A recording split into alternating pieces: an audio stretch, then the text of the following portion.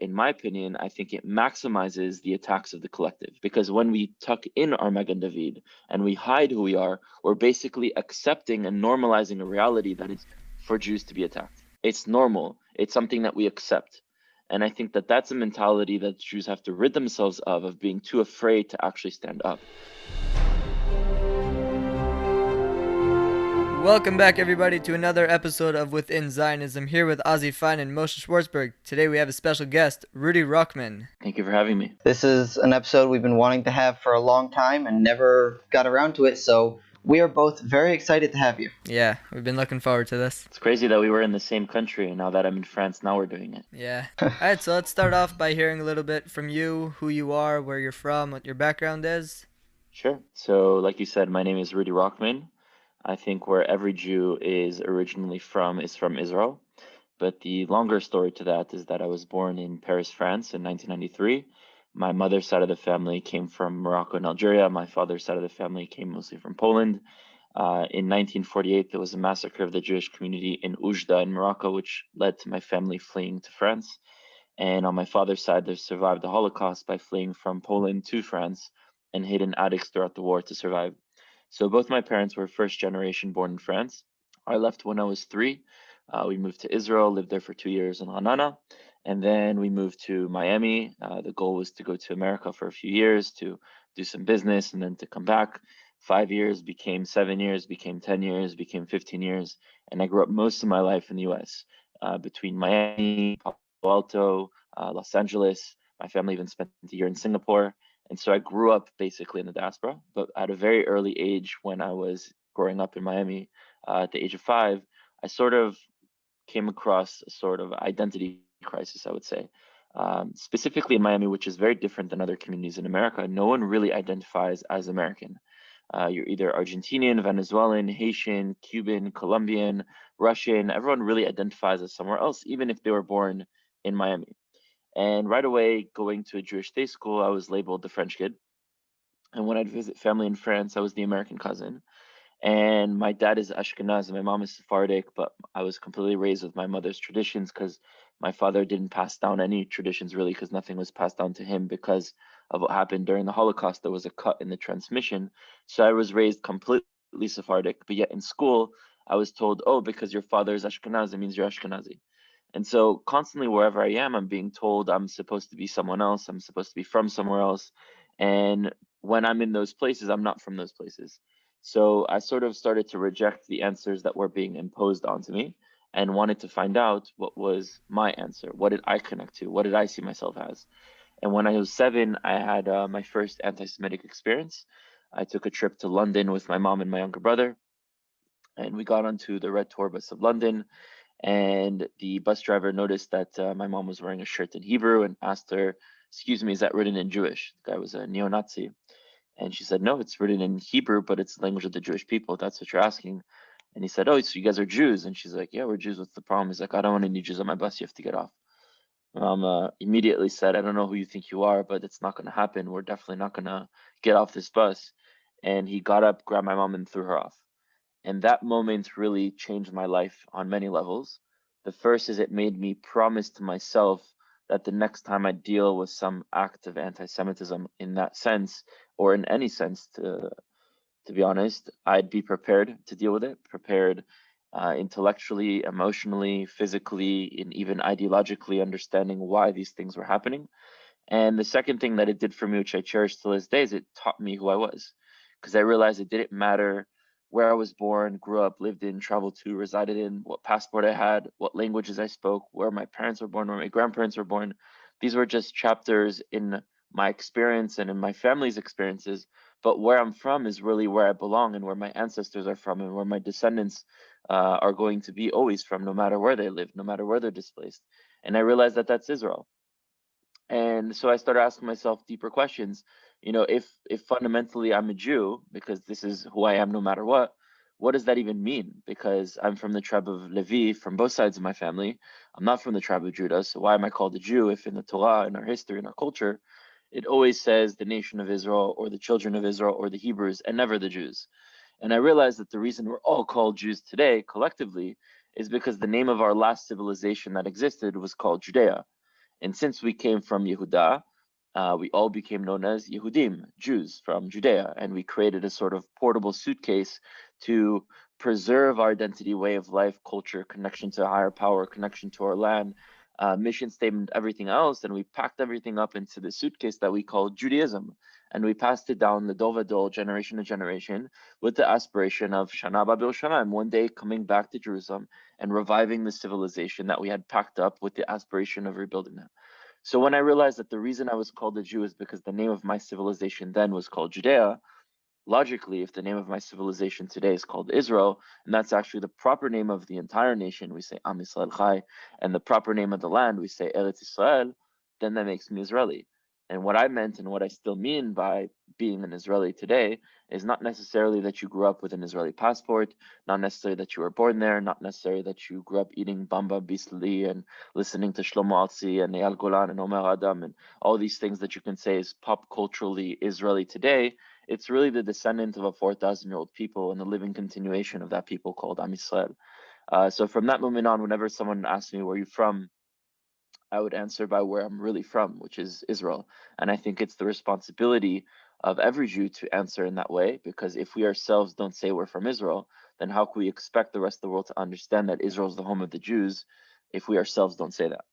After high school, I joined the army in Israel. I served as a paratrooper, enlisted at the age of 17. When I finished the army, I started my journey on college campuses. I first started at UCLA and Santa Monica College, and that's when I first experienced the whole anti-Israel movement, which we can get in deeper, in the next questions. And then I eventually transferred to Columbia because for me, I really wanted to take this fight on head on, and that Columbia was listed one of the most anti-Semitic schools. In fact, it was listed number one at the time that I was transferring, and that's why I chose to go there.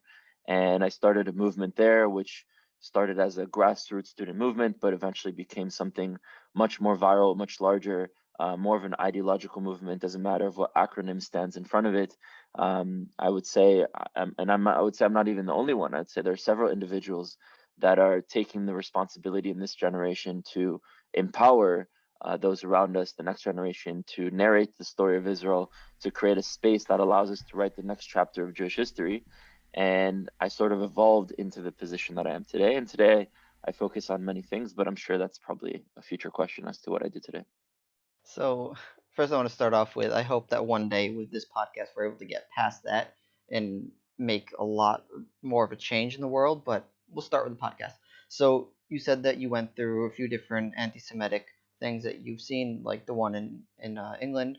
Does that affect any way of how you leave Israel? So, when you leave Israel, are you in any way scared or worried that something like that will happen again?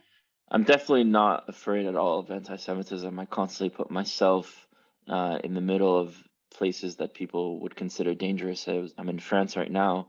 The other day, I went to several different campuses that everyone told me, "Oh, you have to go there with security. It's super dangerous." The expression and the analogy they gave is they have knives in their mouths ready to come and fight you. And although they were very aggressive and they were shouting with megaphones, they had never seen Jews being strong and face them.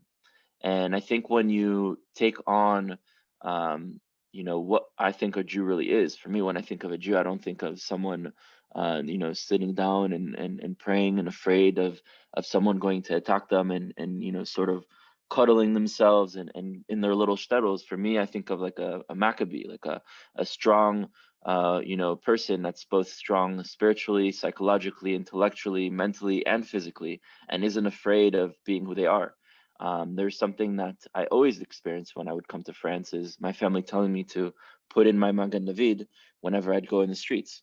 Now, it is much more dangerous for Jews in Europe than it is in America, but I always refused.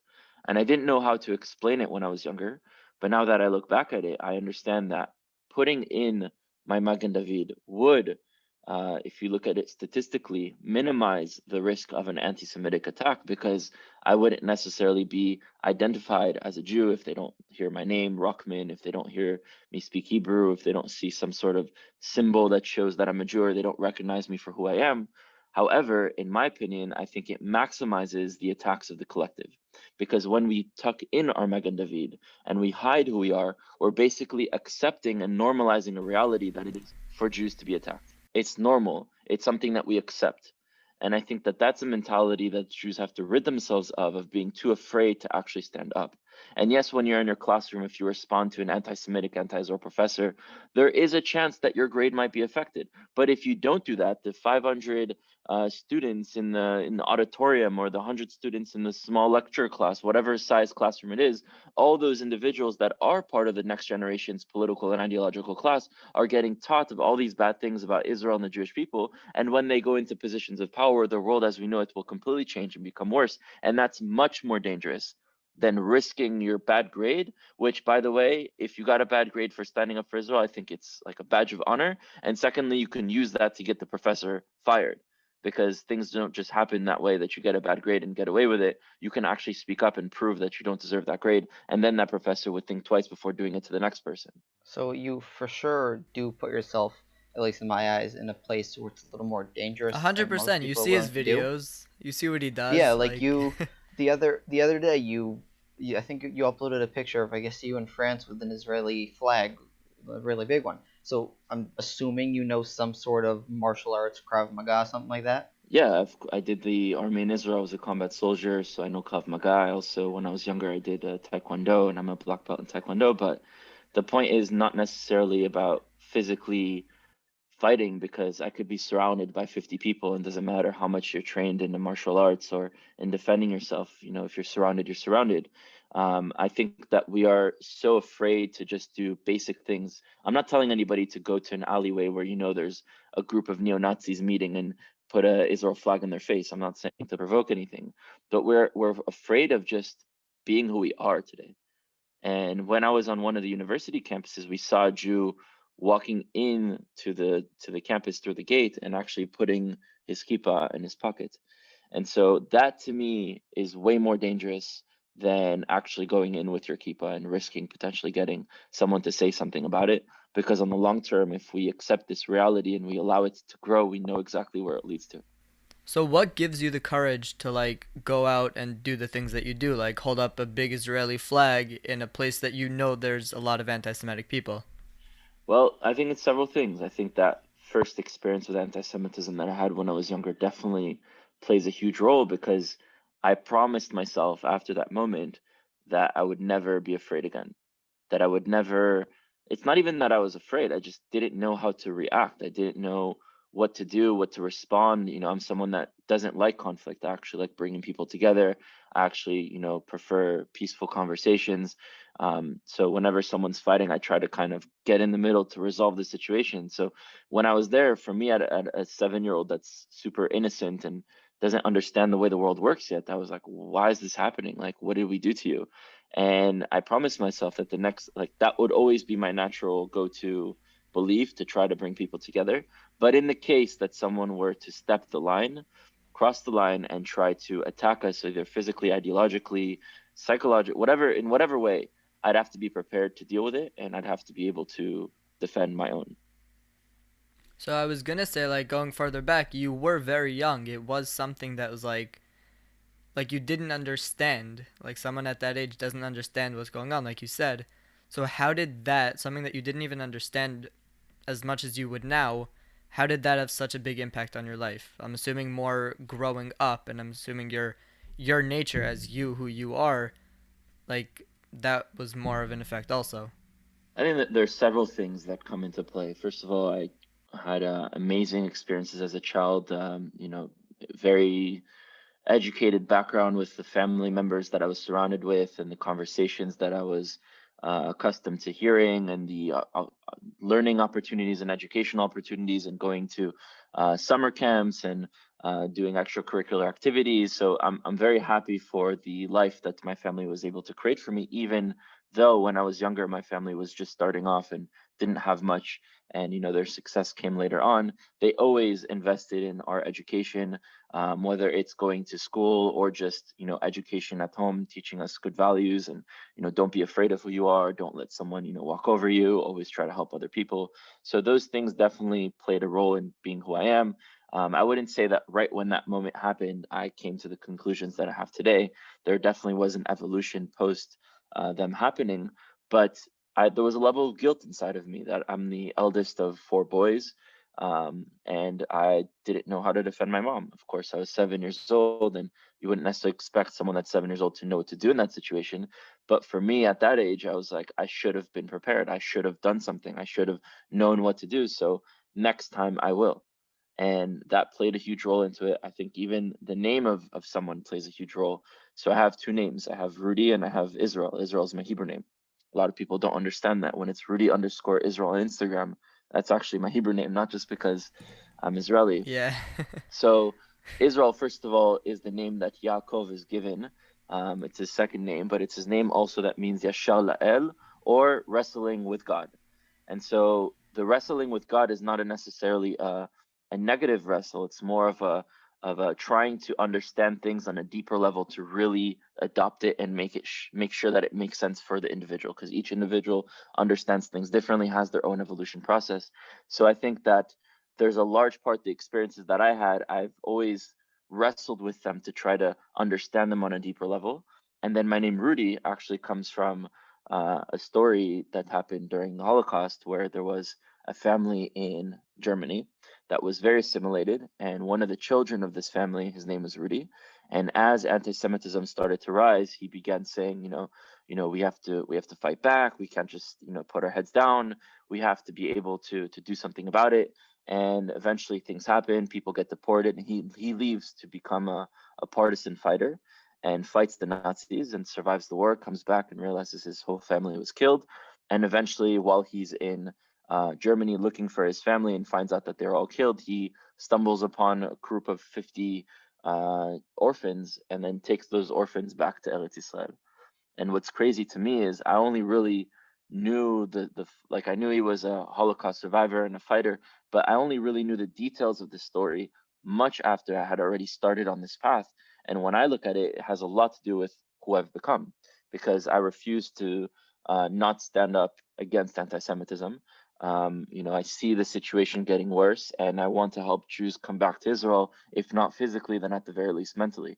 So I think the name of a person definitely plays a big role, the education of a person, the experience of the person, the character of a person, and all of that plus more. I'm sure that I will, realize with time, as we all get older, we get wiser.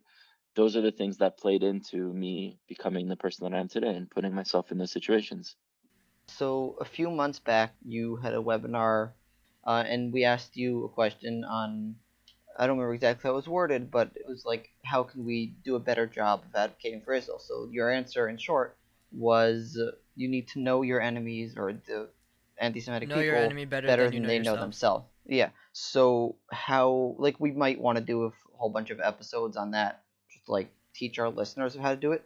But how have you done this? Because I'm sure you've been able to learn about them a lot more than they know about themselves. How have you done this? Either just what resources have you used, or just generally what have you done? Sure. So, I mean, in response to you, I think first of all, the way to change the world and to make the world a better place, you can do that on the micro level and also on the macro level, meaning you can do it amongst your friends, your family, your colleagues, and you could also do it internationally or locally. One doesn't prevent the other. You can raise a strong Jewish family, and you can also advocate and be an activist and do things to change the world in a better way.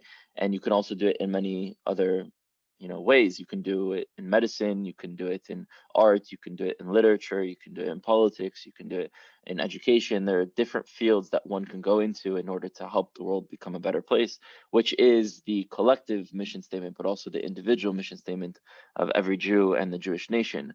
I think that each person has to find their skills, because we're clearly born with some talents. Each one has their own talents. We also have to work on improving other potential talents that we can tap into and develop and acquire. For example, public speaking is not something that I was born with. It's something that I've had to learn and develop and be able to use it for what I wanted to do. And I would think that basically the three model objective of any activist should be to empower, educate, and expose. And what I mean by that is empowerment, meaning first empowering yourself, giving yourself the intellectual tools to be able to stand up against anti-Semitism, whether that be, knowing the history, knowing the facts, knowing the narratives against Israel, knowing how to do public speaking, knowing how to debate, knowing how to talk about Israel and the Jewish people to the left and the right. So empowering yourselves and then empowering others around you to be able to do that, because unfortunately our previous generation didn't really teach us in the Jewish institutions that we grew up to do that in practice. We kind of learned it in theory. The next I would say is to educate. So we need to be the ones that tell the story of Israel. You wouldn't want to hear about Black rights from KKK members. You wouldn't want to hear about women rights from people who are anti-women. So why is the world hearing the story of Israel and the Jewish people from people who are anti-Semitic and anti-Israel? So we need to be the ones that educate the story of Israel to the world, of course, in a language and in a way that they can understand. So we need to understand our audience, and the younger generation has, at the same time, a more shallow conversation, but a deeper conversation. And in the sense of it's more shallow, it's like not factually based, but it's also deeper because it's based on like, I don't care if you're doing the right thing or the wrong thing right now. I care if you're the right person in general and in the first place. So Israel could be creating a bunch of nice technologies and doing great medical advances and doing such great things. But if you don't actually explain that we are the indigenous people and that Zionism was a decolonization movement that freed our land from the British, and unfortunately there were wars that happened after that that caused us to stay in conflict till this day, if you can't explain the origins and the just story of our existence, then it kind of falls apart. So understanding your audience and being able to narrate. And the third is to expose. There will always be movements that seek to disempower or attack any sort of group. There'll always be racism, unfortunately, there'll always be sexism, there'll always be anti-Semitism, but it's the responsibility of that group to create coalitions with allies of other groups and to educate and shift the culture for the culture to, one, recognize that form of xenophobia as something wrong and to fight with them in being against it and rejecting it. So that today, for example, if we go back 70 years ago, you would go to a space like Columbia University, and it was normal for people to have openly racist opinions. Today, if you go to an intellectual space like Columbia University and you say something racist, justly so, you're completely shunned by the community. In fact, there would probably be a protest against you, and the professors would condemn you, and the university would condemn you.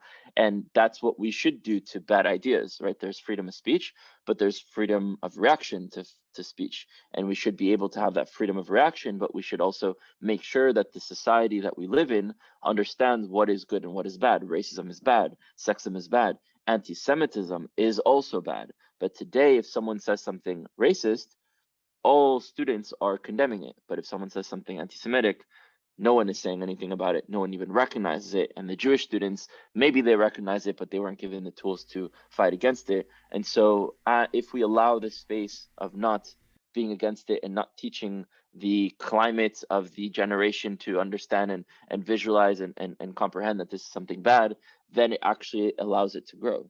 And it continues to grow until it becomes from ideas to actions. And we know the evolution of anti-Semitism throughout time, where it can get to. So that is like the third element I would say is it's our responsibility to expose bad ideas and to make sure that the society recognize it, and not only from the top down of passing legislature with the older generation, but also especially with the younger generation that will one day become in positions of power. In terms of what I do, very quickly, my goal, I have several. First of all, is to establish a strong and healthy Jewish family, to become successful in a way that I can open all doors for the things that I want to do. And I see myself as an individual within this generation, like many individuals in previous generations, that taken upon themselves to help write the next chapter of Jewish history. And I do that in a way of trying to empower the next generation, to unite these sort of ideological tribes that the nation of Israel has become today, from the right to the left, religious, secular, and so on, even Mizrahi, Ethiopia, Ashkenazi, and Sephardi. I try to also unite Israelis and Palestinians together so that we can find a way to live in a civilization that expresses to us a Jewish civilization and expresses to them the needs for a Palestinian civilization. I think we never even try to have that conversation or to build something that works. And because of that, we've been convinced that each other's aspirations and liberations are actually mutually exclusive, when I think they're not. I think they actually unlock each other.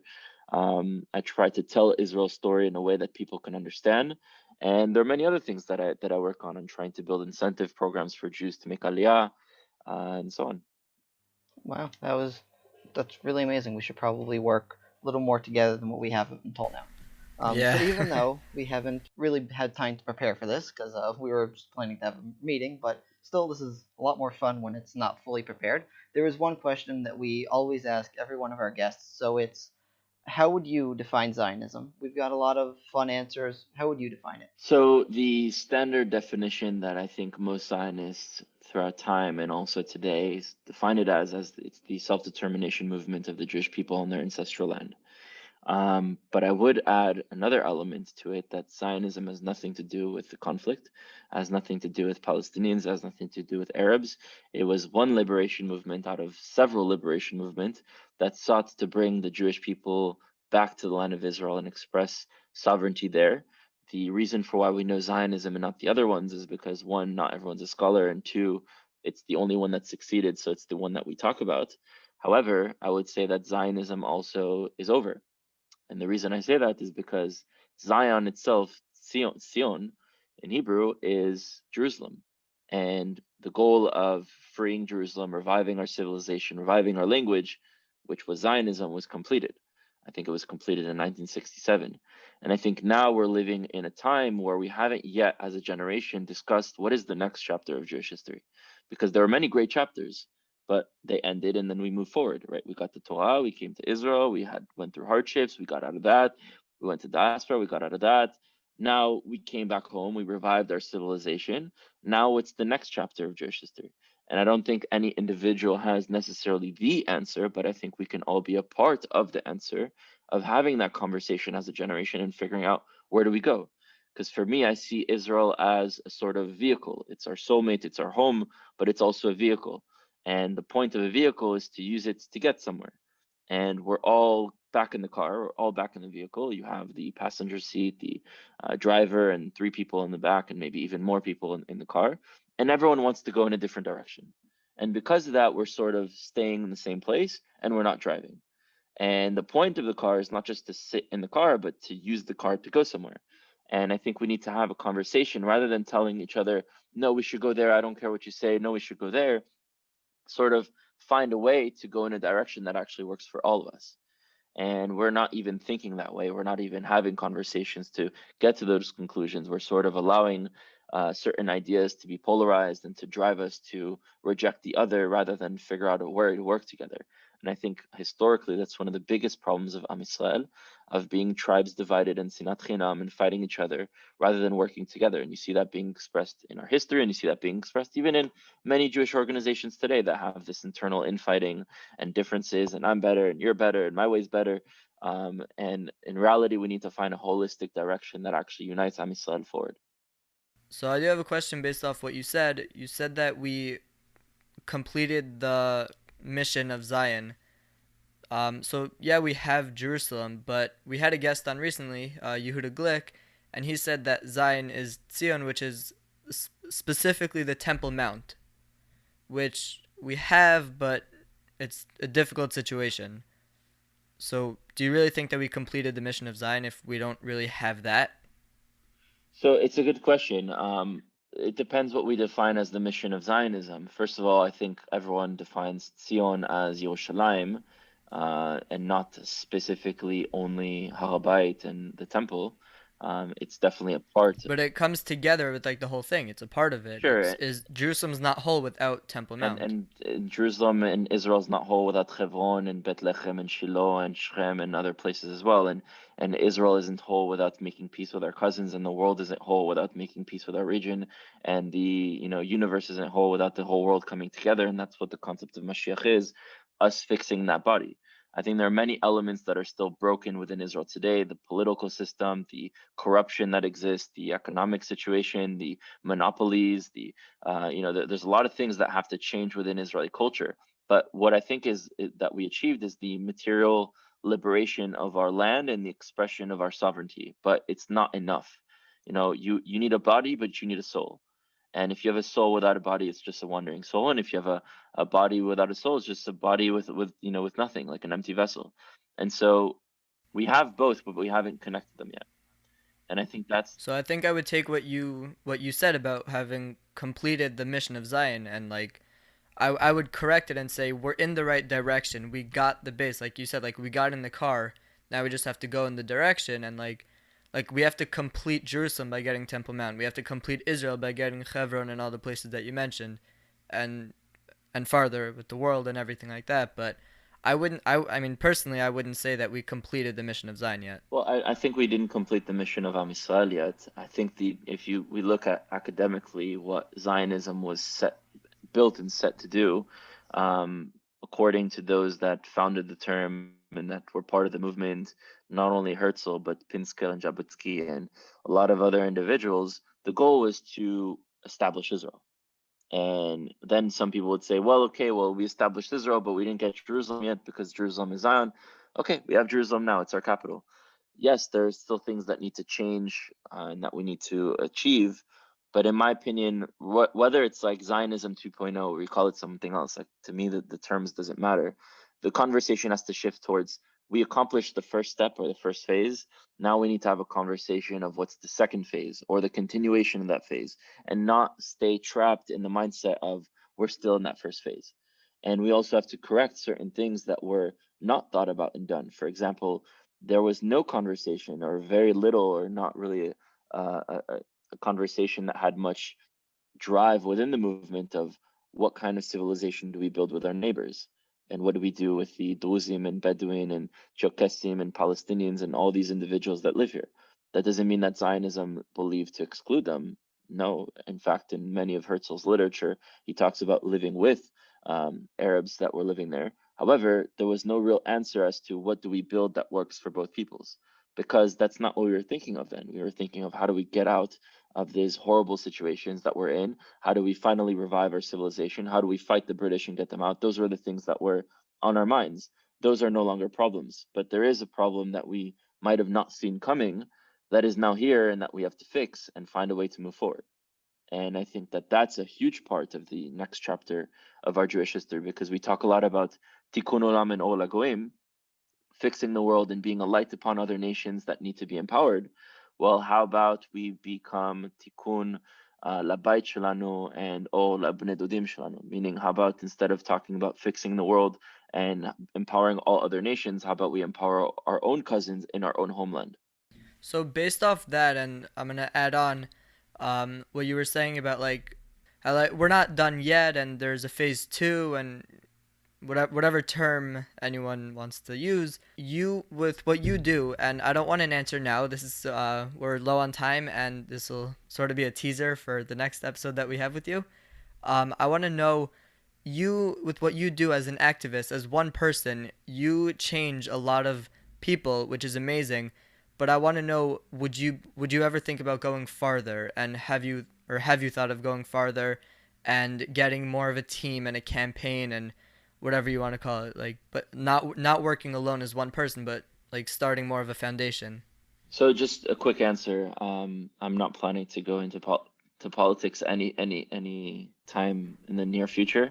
I think the political system. Not in a political way. I Oh, didn't mean in okay. a Well, political well, way. definitely I already have And a team that I work with and I do things with, and of course I want to expand and grow and do more in order to help the people. So to answer that, then for sure, and we can go more into detail of what the vision is moving forward in the next show. okay, cool. Okay, so we once had a guest recently. I think it was Dan Raviv that he said that like the the media has a lot more control over what people think than like other news outlets or other outlets than sorry, then if you had one message that you could give our listeners and anyone else who comes across this, what would that be? Just one, either line or two You know, lines. you talk about the media. If we look at the situation in Israel, I think the media and the politicians are dividing us on things that are important. You look at the right, they care about identity and security. The left cares about human rights and justice. The religious cares about the connection with Hashem and preserving our way of life. And the secular want to, evolve and have technology and learn maths and sciences. I think all these things don't contradict one another. I think they're all puzzle pieces to one image, and we haven't yet realized that actually we unlock one another, we help one another, we need to work together to build and to become what we're actually supposed to be. So I would tell people not to be influenced or divided by sources and powers and organizations and movements that prey off that division, that get their money from that division, their political power from that division, and to wake up to, having a sort of dream and a vision to creating a reality that actually works for us all. And if we put our minds together, then we would be able to do it. It was just great to have you on, Rudy. We've been trying to do this for a while. We wanted to have you on since the beginning, just never got around to it. You can find us anywhere you listen to podcasts, also on our website, wzionism.com. You can find our new merch store at wzionism.com/store. Give us a share, a review, a like, and we'll see you next week. Thank you so much for joining us, Rudy. We hope to have you on again soon. Thank you for having me.